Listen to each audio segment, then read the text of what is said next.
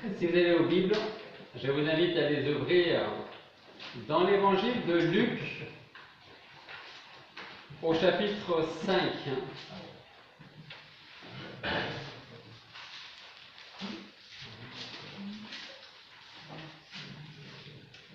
Luc, chapitre 5,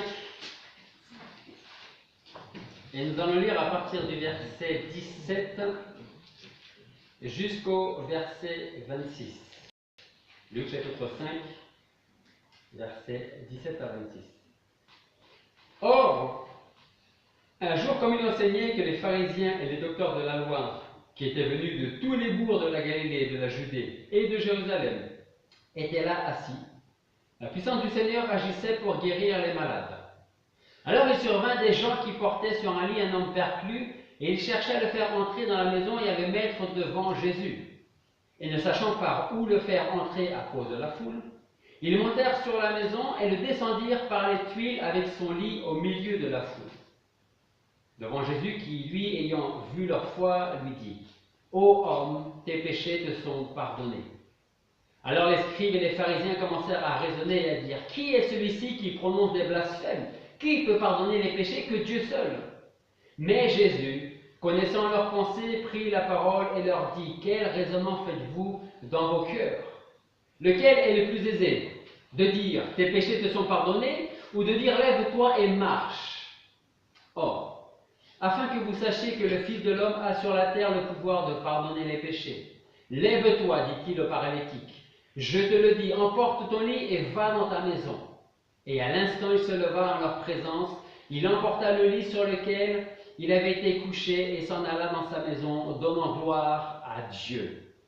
Et ils furent tous saisis d'étonnement, et ils glorifiaient Dieu, ils furent remplis de crainte, et ils disaient : nous avons vu aujourd'hui des choses étranges. Alors ce matin, je voudrais vous parler en particulier d'un miracle que le Seigneur a accompli. Ce n'est pas le premier, ce n'a pas été le dernier.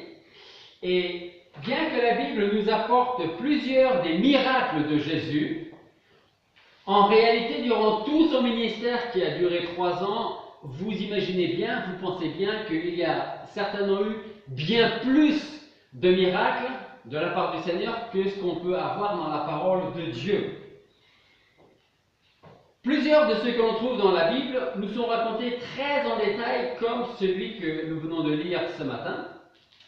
Alors, plutôt que de s'arrêter sur le fait que des amis amènent un paralytique, le présentent devant Dieu, devant Jésus-Christ, et que le Seigneur le guérit, le renvoie chez lui, que des pharisiens commencent à dire : mais il se prend pour qui ? Pour dire je te pardonne tes péchés, et seulement voir le miracle du Seigneur. Il faut voir au-delà de cela, au-delà du miracle et l'enseignement, les leçons que nous pouvons tirer de ce miracle en question. Donc, nous allons voir en étudiant ce miracle que beaucoup de personnes vont intervenir au cours de cette scène miraculeuse. Tout d'abord, le personnage principal, c'est le Seigneur Jésus-Christ. Ensuite, il y a le paralytique, porté par 4 de ses amis. Et enfin, il y a les docteurs de la loi, qu'on appelle aussi, la parole appelle les pharisiens. Alors nous verrons par la suite que Luc insiste sur la persévérance des 4 hommes, qui finissent par trouver une solution pour amener leur ami devant le Seigneur, parce que comme on va le voir, il y a beaucoup de monde dans la maison, en dehors de la maison, et vous imaginez que les 4 personnes avec leur brancard ne peuvent pas se frayer un chemin pour aller jusqu'à Jésus-Christ. Ensuite, nous allons voir que le Seigneur connaît les pensées des hommes. Entre autres, de ces pharisiens qui commencent à murmurer et à se dire : mais pour qui est-ce qu'il se prend ? Et pour répondre à leur murmure, Christ va leur prouver et démontrer aux autres qui sont présents qu'il a non seulement la puissance pour guérir, mais qu'il a aussi l'autorité pour pardonner. Donc, vous le savez, je l'ai déjà dit bien souvent, beaucoup vous diront que le christianisme est une béquille pour les faibles.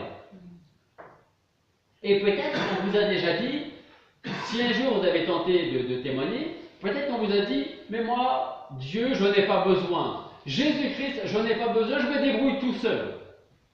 En quelque sorte, ça veut dire, moi, je suis pas, ou je serais plutôt assez fort pour ne pas avoir besoin d'un Dieu ou d'un sauveur.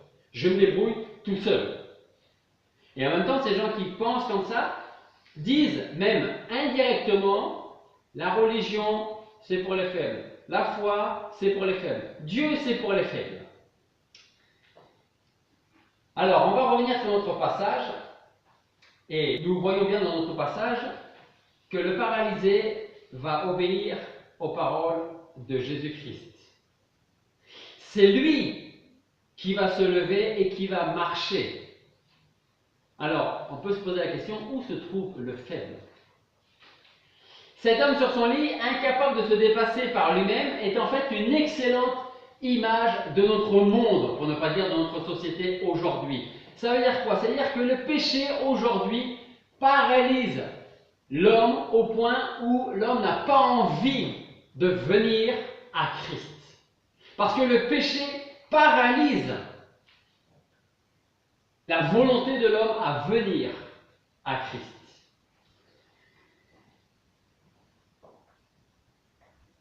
On pense, ça c'était, on a beaucoup pensé comme ça au siècle dernier, et aujourd'hui encore on continue à penser que l'homme a le pouvoir d'éliminer la pauvreté, la guerre, la famine, les misères et un bon nombre de maladies.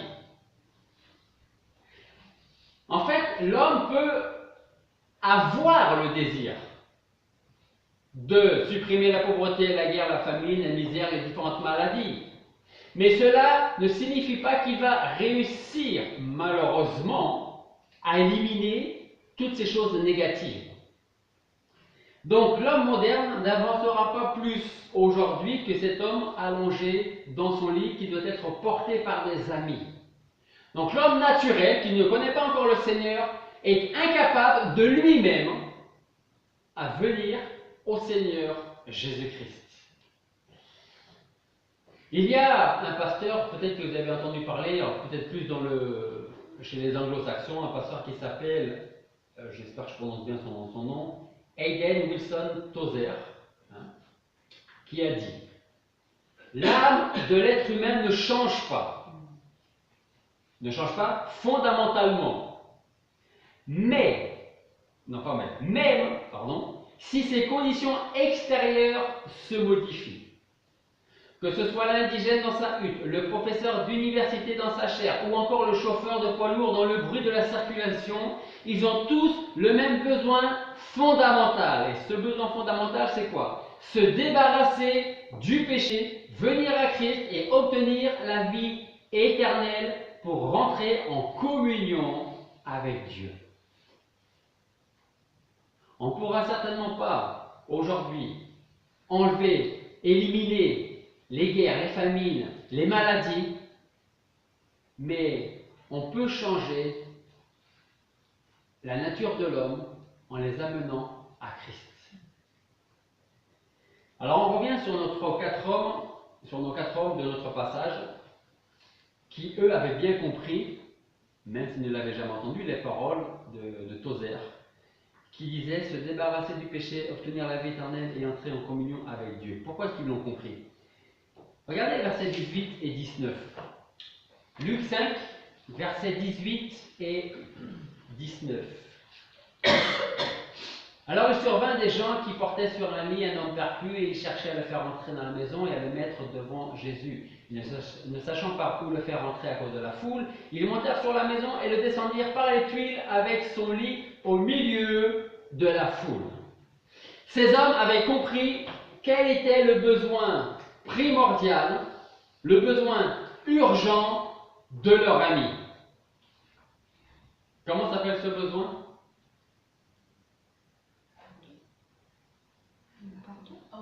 Non. Non. Jésus-Christ. Les quatre hommes amènent leur ami qui est incapable de bouger. À qui? À Jésus-Christ. Avons-nous souvent la même détermination envers ceux que l'on appelle nos amis, nos voisins ou encore les membres de notre famille. Repensez durant quelques secondes à ces 4 personnes. S'ils étaient restés dans la maison où il y avait le Seigneur, ou même en dehors, près d'une fenêtre, près d'une porte, à écouter ce que Christ disait à ce moment-là, est-ce qu'on aurait pu leur reprocher? Non. Ils auraient fait comme tout le monde, ils se seraient présentés là où le Seigneur est, ils auraient écouté les paroles du Seigneur, les auraient certainement pris pour eux-mêmes, et ensuite seraient rentrés à la maison. Donc s'ils avaient fait ça, on n'aurait pas pu leur reprocher. Qui aurait pu dire, qu'est-ce que vous faites? Allez plutôt chercher votre ami handicapé, amenez-le à Jésus parce que c'est de lui qu'il a besoin. Personne n'aurait pu réprimander ces hommes d'être là, au milieu de la foule, pour écouter Jésus parler.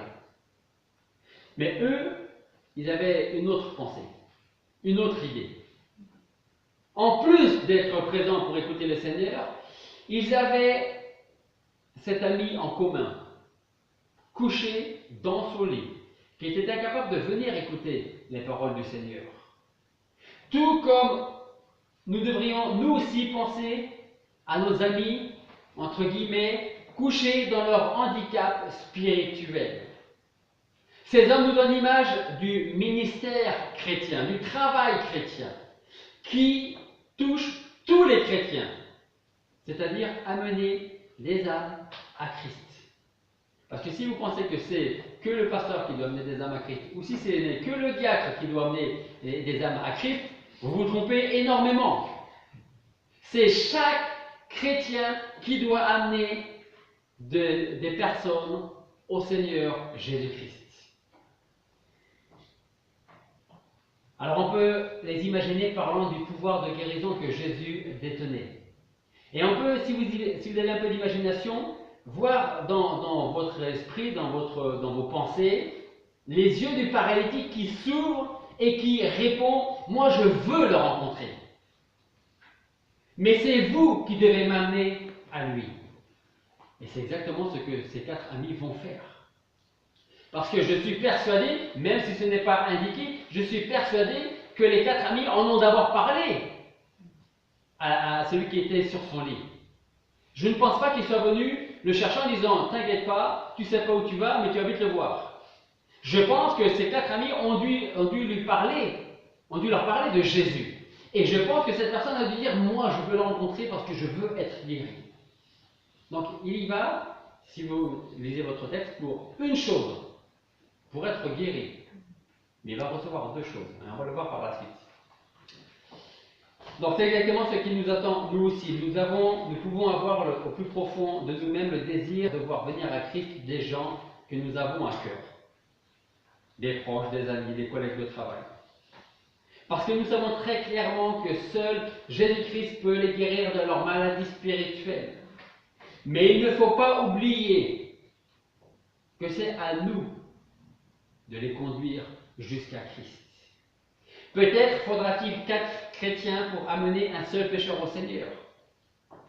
Alors s'il en faut 4, alors on ira à 4. Repensez peut-être à votre propre conversion. Comment vous êtes venu au Seigneur? Est-ce que c'est une seule personne qui vous a parlé du Seigneur? Est-ce que c'est 2, 3, 4?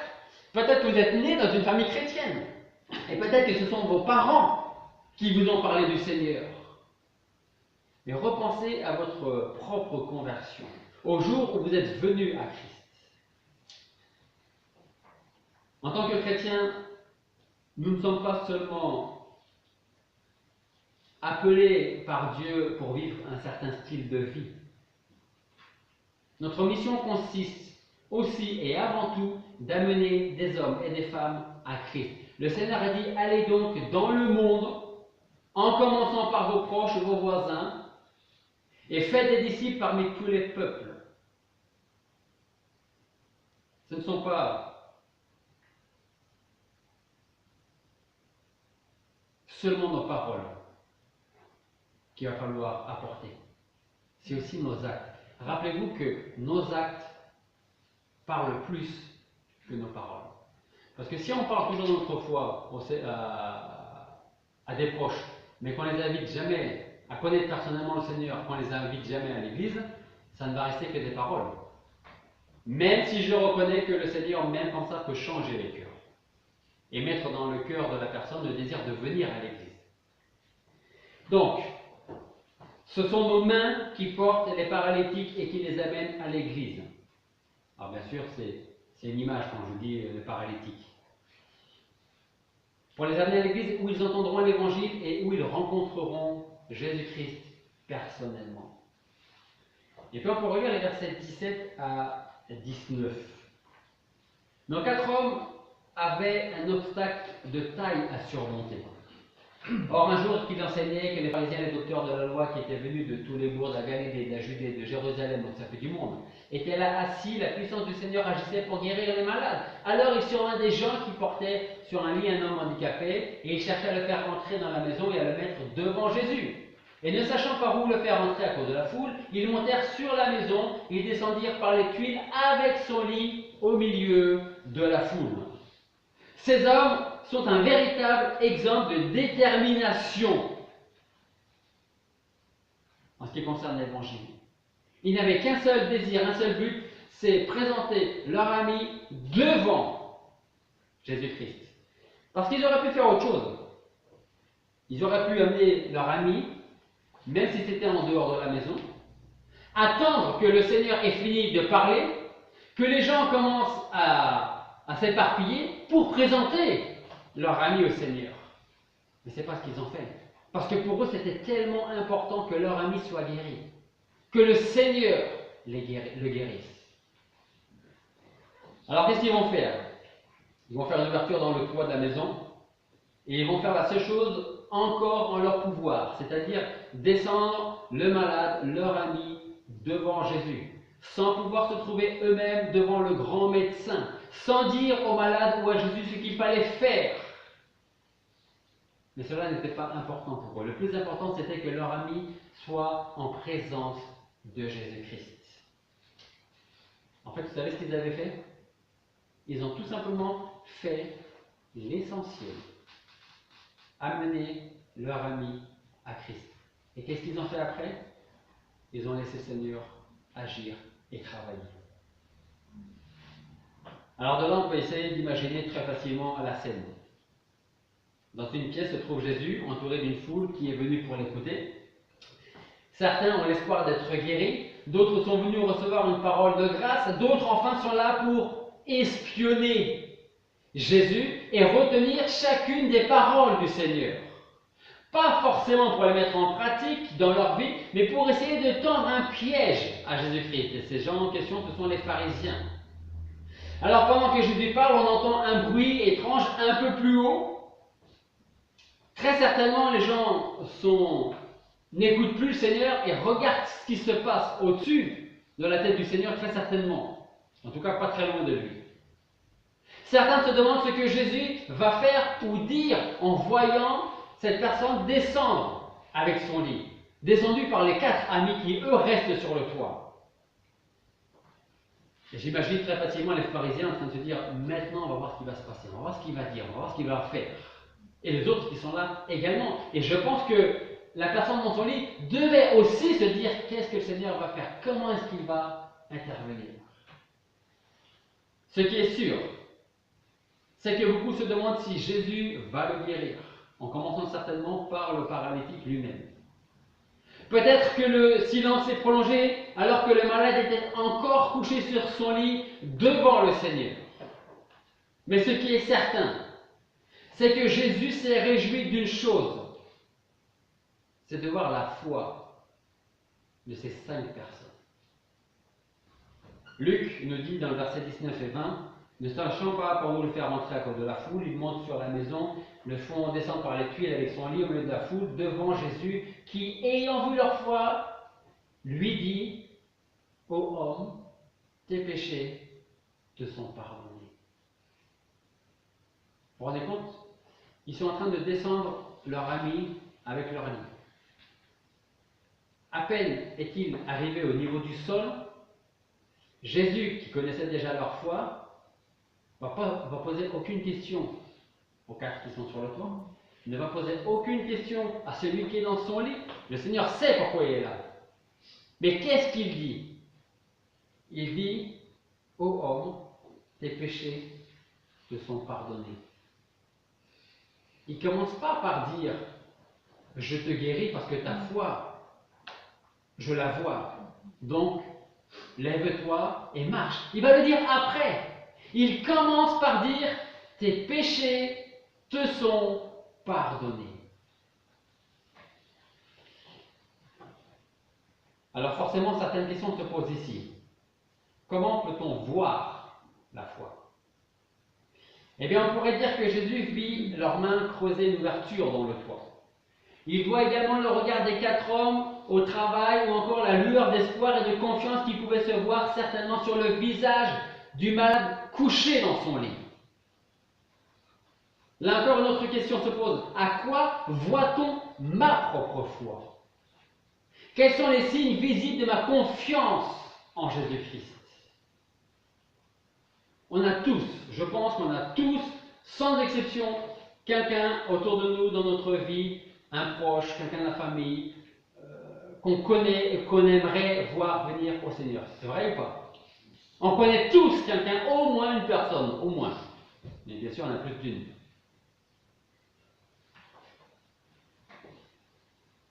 Comment prie-t-on le Seigneur pour voir ce proche en question, ces proches en question, venir à Christ?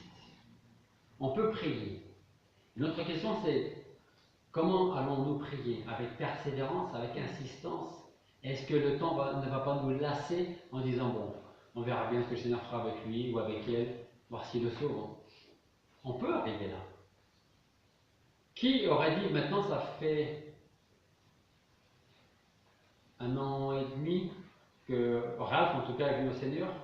Parce que le 6 décembre, ça fera 1 an qu'on a eu 4 baptêmes. Donc ça fait 1 an et demi à peu près que Ralph est au Seigneur. Si on avait arrêté de prier depuis bien longtemps, peut-être que Ralph serait aujourd'hui au Seigneur aussi. Mais on a pu montrer au Seigneur notre persévérance, que ce soit avec Ralph, avec Paul, avec Tony, avec Pat, avec tous ceux qui sont dans nos cœurs. On a besoin de continuer à prier avec persévérance. Le regard de Jésus va plus loin dans notre passage. La Bible nous dit qu'il vit leur foi. Non seulement Jésus voit les signes de leur foi, mais en plus de cela, celui qui lit dans les cœurs voit la foi aussi de celui qui est couché dans son lit. Alors combien de fois, lorsque nous sommes découragés par le péché qui est en nous, Jésus continue de voir la foi qui est là, présente dans notre vie. C'est pour cela qu'Ésaïe nous dit, il ne brisera pas le roseau qui se ploie, il n'éteindra pas la flamme qui faiblit, mais il établira le droit selon la vérité.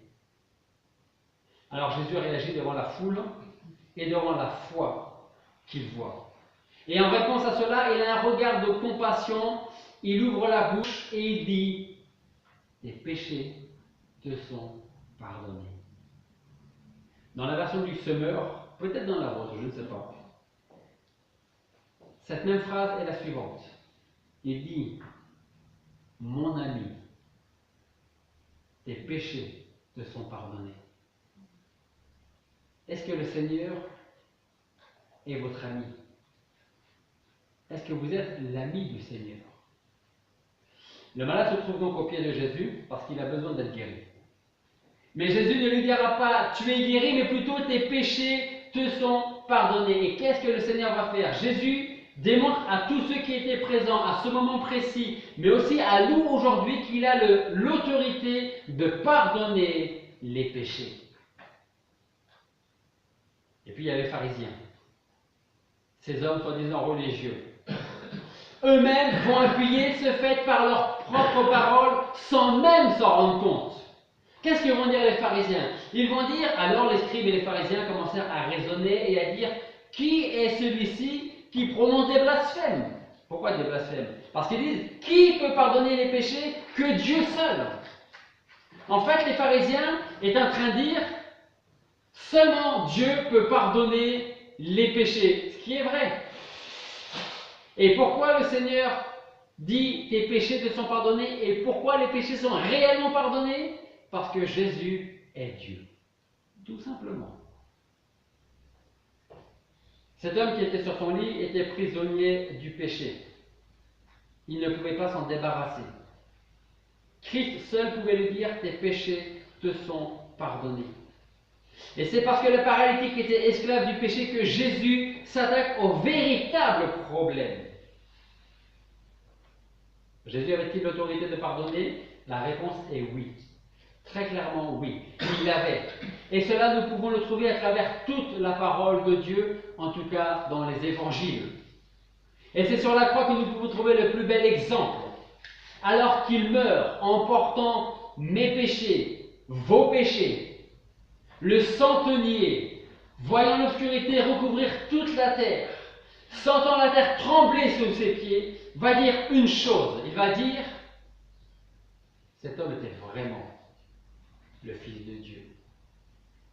Avant ces événements-là, ce centenier, comme certainement tous les Romains pouvaient dire, allez, ça fait un juif de plus sur la croix et donc un de moins. Parce que pour ces gens-là, c'était un simple homme.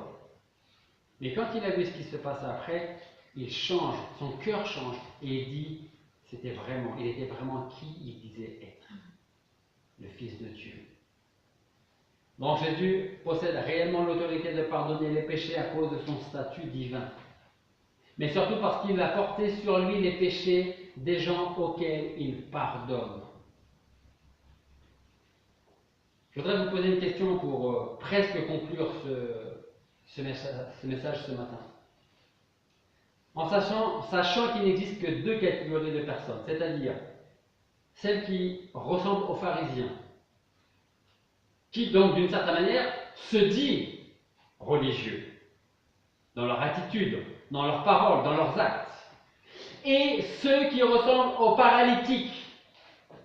Dans quelle catégorie vous trouvez-vous? Les pharisiens et les sceptiques, ils accusaient Jésus et ils étaient encore là ce jour pour dire, écoutez un petit peu ce qu'il est en train de raconter, mais pour qui il se prend? Ils n'étaient pas là pour recevoir le pardon de leurs péchés, ces gens, mais plutôt pour juger. Ils se tenaient là en gens bien portants et non pas en tant que malades ayant besoin du médecin divin. Quant au paralytique, lui, il était malheureux, brisé, porté par 4 hommes, 4 amis, et une fois devant Jésus, il lève les yeux vers lui et attend que Jésus agisse dans sa vie. Et le Seigneur ne va pas tarder à le faire. C'est en Christ que nous devons placer notre foi. Jean, dans son épître, dit « Si nous prétendons n'être coupables d'aucun péché, alors nous vivons dans l'illusion. En fait, on est en train de se mentir. » Parce qu'on peut se poser la question, qui n'a jamais péché? Aucune main se lèvera. Ou alors vous êtes fou. Et vous êtes bon à être incarné. Qui n'a jamais péché? C'est ce que Jean demande, pose la question. La vérité n'habite pas en celui qui dit « moi je n'ai pas péché ». Par contre, il dit « si nous reconnaissons nos péchés, Dieu est fidèle et juste, et par conséquent, il nous pardonnera nos péchés, nous purifiera de tout le mal que nous avons commis. » Plus le temps passe, et plus je suis convaincu d'une chose. Plusieurs personnes dans nos églises passent à côté du véritable évangile. Pourquoi? Parce qu'aujourd'hui, on cherche, d'une manière ou d'une autre, à apporter un évangile qui va plaire à la grande majorité des gens dans l'église pour éviter qu'ils partent et qu'ils aillent voir autre part. Mais est-ce que vous pensez vraiment que les disciples, et en commençant par Jésus lui-même, faisaient? Non.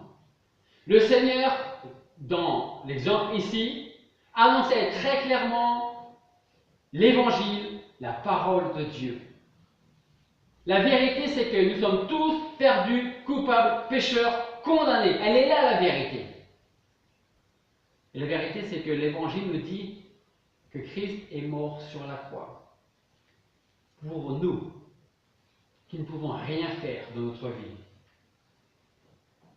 Donc, pourquoi est-ce que beaucoup passent à côté du véritable évangile? C'est certainement dû en grande partie à la manière dont nous annonçons l'évangile. Nous prêchons plus ou moins l'évangile. Puis nous allons dire à quelqu'un de faire une petite prière pour inviter Jésus-Christ à venir dans sa vie. Il faut prier. Mais est-ce qu'on trouve une telle prière dans la parole de Dieu? Prier pour que le Seigneur vienne dans votre vie. À quel endroit dans la Bible trouvez-vous des mots comme ceci, par exemple? Invite Christ à venir dans ta vie et tu verras que ta vie va changer. Ça, ce n'est pas l'évangile. Ce n'est pas l'évangile. Au contraire, c'est quelque chose de dangereux. D'amener des gens à penser qu'ils sont chrétiens alors qu'ils n'ont pas répondu bibliquement à l'évangile. Aujourd'hui, comme je vous le disais, on cherche à plaire au plus grand nombre au risque de les éloigner du véritable évangile et donc du salut. On sera content parce qu'ils seront à l'église, il y aura une chaise de vide en moins, ils seront là, mais ils seront toujours à côté du salut et de l'évangile. Pensez-vous que le paralytique, quand il est arrivé devant le Seigneur, a prié pour demander à Christ de lui pardonner ses péchés? Le brigand sur la croix, a-t-il prié pour que le Seigneur lui pardonne ses péchés? Il a juste dit, quand tu seras dans ton royaume, qu'est-ce qu'il a dit? Souviens-toi de moi.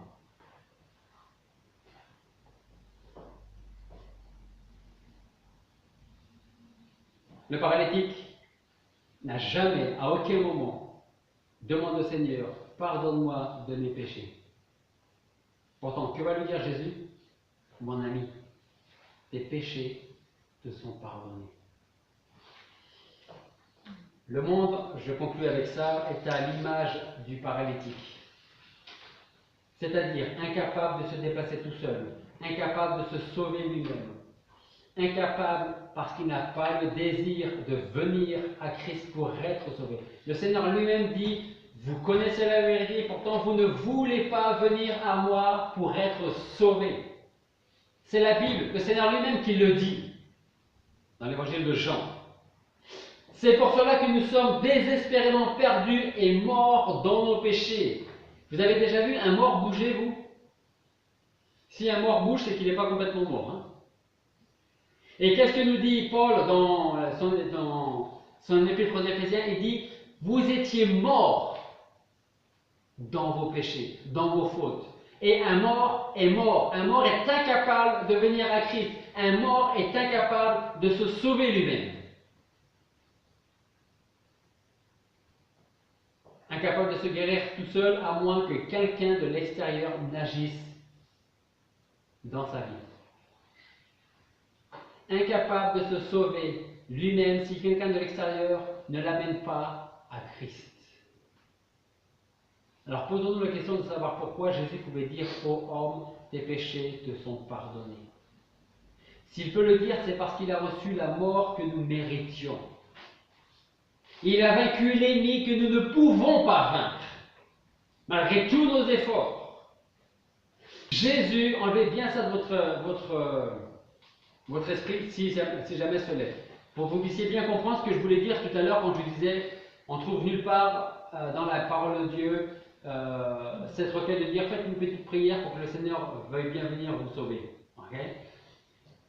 Jésus n'est pas un pauvre petit sauveur qui attend désespérément qu'un pécheur veuille bien se tourner vers lui parce qu'aucun pécheur n'a le désir de toute manière de se tourner vers le Seigneur. Ça veut dire que si le Seigneur n'avait pas fait lui le premier pas, ni moi, ni vous, vous ne seriez là ce matin. Au contraire, c'est donc le Seigneur souverain qui mérite l'adoration de tous. L'Évangile nous dit quoi concernant le salut? L'Évangile nous dit « Repentez-vous et faites confiance au Seigneur souverain. Repentez-vous », il dit. Ça veut dire quoi, se repentir? Ça veut dire faire volte-face complètement complètement à 180 degrés, tourner le dos à notre ancienne vie et regarder vers notre nouvelle vie que le Seigneur nous donne. C'est ça le véritable évangile. L'évangile, c'est oublier, arrêter ce que vous faisiez avant qui n'était pas selon la volonté de Dieu. Faites confiance au Seigneur et il va vous sauver. Que nous dit encore Paul? Qu'est-ce qu'il dit aux Romains? Il dit, crois au Seigneur Jésus. Et c'est quoi la suite? Et tu seras sauvé. Crois au Seigneur Jésus et tu seras sauvé. Toi et ta famille. C'est tout. C'est vrai, c'est tout. C'est simple. C'est justement ça le problème, c'est que c'est trop simple pour certaines personnes. Parce que vous savez, quand vous êtes, si vous avez été élevé, je m'excuse pour nos amis catholiques, mais je ne m'excuse pas pour l'Église catholique. Si vous avez été élevé dans une certaine voie, en vous disant que pour être sauvé, il faut faire ceci, il faut faire cela, il faut pratiquer ceci, il faut pratiquer cela. Comme je le disais à Pat, on est en train de vous enfermer dans un bloc et vous êtes prisonnier de ce qu'on vous a enseigné. Est-ce que la Bible dit tu veux être sauvé? Pas de problème, sois baptisé. Tu veux être sauvé? Pas de problème, pratique de bonnes œuvres. Tu veux être sauvé? Pas de problème, prie. Tu veux être sauvé? Pas de problème, va à l'église. Non. La Bible dit crois au Seigneur Jésus et tu seras sauvé. Croire au Seigneur Jésus, c'est aussi reconnaître qu'on est pécheur. C'est ça la repentance. C'est se dire, je suis pécheur et donc je suis perdu. Et donc seul le Seigneur peut me sauver. Il peut me sauver parce qu'il a pris sur lui, sur la croix, à Golgotha, ce que je méritais et ce que je mérite encore aujourd'hui. La condamnation. Ça veut dire je ne suis plus condamné. Crois au Seigneur Jésus. Donc Jésus n'est pas un petit sauveur qui attend désespérément que quelqu'un veuille bien se tourner vers lui parce que personne ne veut se tourner vers lui. Le Seigneur est un sauveur, un Seigneur souverain. C'est seulement à ce moment-là que l'évangile qui est reçu dans un cœur repentant commence à changer les cœurs et à sauver les vies. Dieu ne nous demande pas de pratiquer des exercices spirituels pour être sauvés, mais plutôt de reconnaître nos péchés et de demander au Seigneur de nous les pardonner. Il veut que nous reconnaissions, il veut que vous reconnaissiez votre incapacité à faire quoi que ce soit pour être sauvé ou même mériter le salut qui ne vient que de lui. Il manque une seule chose. À l'exemple des 4 amis qui vont amener leur ami devant le Seigneur. Qu'est-ce qu'ils ont fait, ces 4 amis? Ils se sont tout simplement tournés vers le Seigneur parce qu'ils savaient qu'ils pouvaient le guérir. Mais plus que ça, non seulement il les a guéris, mais en plus, ses péchés ont été effacés, oubliés, enlevés de la mémoire de Dieu. Pour que le jour où il se retrouve devant Dieu, aucun péché ne lui soit reproché. Donc il a dit, tes péchés te sont pardonnés, et il a dit je ne me suis pas attardé là-dessus, mais il a dit aux pharisiens, je vous le dis parce que je connais vos pensées actuellement. Donc oui, j'ai l'autorité de pardonner, mais j'ai aussi la puissance pour guérir.